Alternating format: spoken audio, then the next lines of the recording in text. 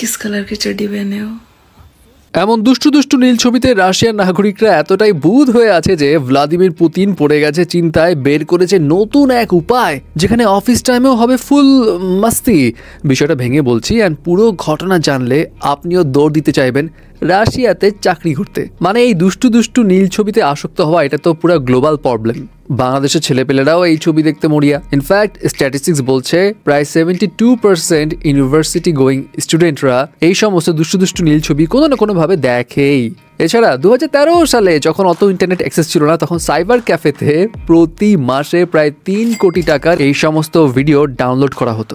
Anyway, but রাশিয়ার ব্যাপারটা আরও টপ লেভেলে। টপ 20 কান্ট্রি যারা এই সমস্ত দুষ্টু ছবিতে আসক্ত সেইখানের লিস্টে আছে রাশিয়া। ইনফ্যাক্ট শঙ্খধ্বসের লোহা ভাসের মতো অবস্থা হয়ে গেছে। মানে রাশিয়ার নাগরিকদের এই সমস্ত কার্যকলাপের ছোঁয়া লেগেছে আবার নর্থ কোরিয়ার সোলজারদেরও। মানে নর্থ কোরিয়ার যে সমস্ত সোলজাররা রাশিয়াতে এসেছিল তাদের মধ্যে নাকি 10,000 সোলজার্সরাই এক্সেস ইন্টারনেট পেয়ে তারাও এখন রাশিয়ার নাগরিকদের মতো এই সমস্ত দুষ্টু ছবি দেখতে পুরাই মজে উঠেছে। এছাড়া ভ্লাদিমির পুতিনের আরেকটা কনসার্ন হচ্ছে বর্তমানে রাশিয়াতে জন্মহার কমে যাচ্ছে।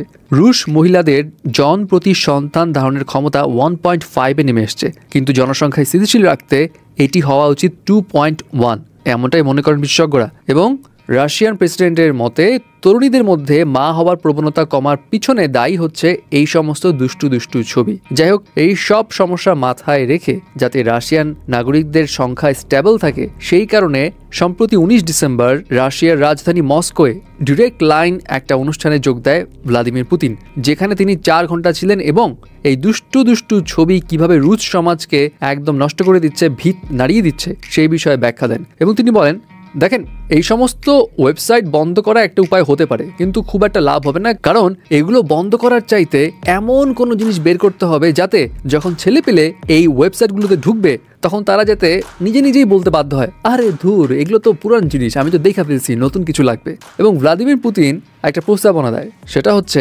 অফিস টাইমে লাঞ্চ ব্রেক এবং কফি ব্রেকে যাতে এমপ্লয়িরা ফিজিক্যাল ইন্টারাকশন মানে ডিস্টিংয়ে আরও বেশি আকৃষ্ট হতে পারে। মানে বুঝতে পারছেন তো কি মনে হচ্ছে?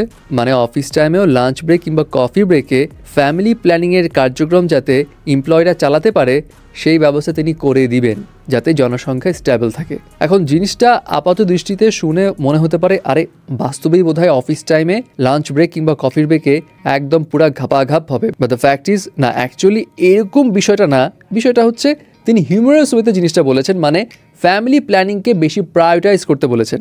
সো এই কারণে কফি ব্রেক কিংবা লাঞ্চ ব্রেক একটু লম্বা হলেও সমস্যা নেই। আর যদি কেউ এমন কিছু করতে চায় অফিস ব্রেক বা লাঞ্চ ব্রেকে, তাহলেও ওখানে বোধহয় কোনো পানিশমেন্ট বা এরকম টাইপ কিছু হবে না।